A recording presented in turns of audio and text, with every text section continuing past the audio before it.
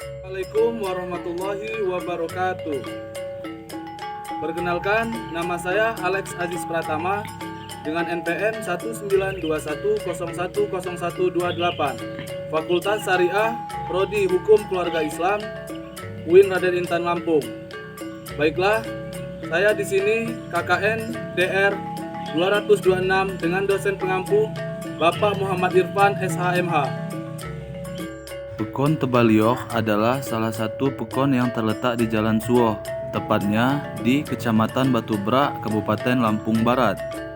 Bapak Iwan Susanto selaku Pratin Pekon Tebaliok atau Kepala Desa Pekon Tebaliok menjelaskan bahwa Pekon Tebaliok memiliki 150 kepala keluarga dan lebih kurang 300 penduduk.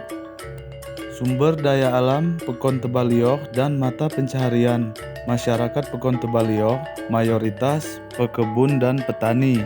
Potensi sumber daya alam Pekon Tebaliok yaitu sebagian besar petani kopi yang lebarnya mencapai puluhan hektar sehingga dapat menghasilkan puluhan ton setiap musim dalam per tahunnya.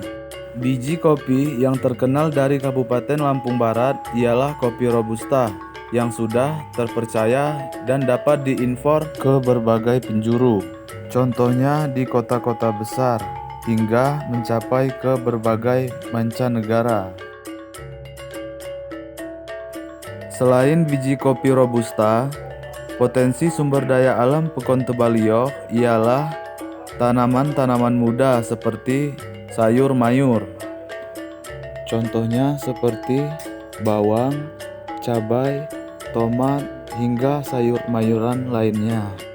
Selain itu, masyarakat juga mendirikan organisasi atau kumpulan yang didirikan oleh Pratin Pekon Tebaliok yang mempunyai 23 anggota dengan modal awal sebesar 4 juta rupiah. Kumpulan ini sudah berjalan sekitar 3 tahun dengan banyak sekali kegiatan, salah satunya adalah bercocok tanam. Saat ini, KSU Maju Lestari beranggotakan 108 orang dengan limit pinjaman setiap anggota mencapai 15 juta rupiah. Awalnya limit pinjaman setiap anggotanya hanyalah 500 ribu rupiah.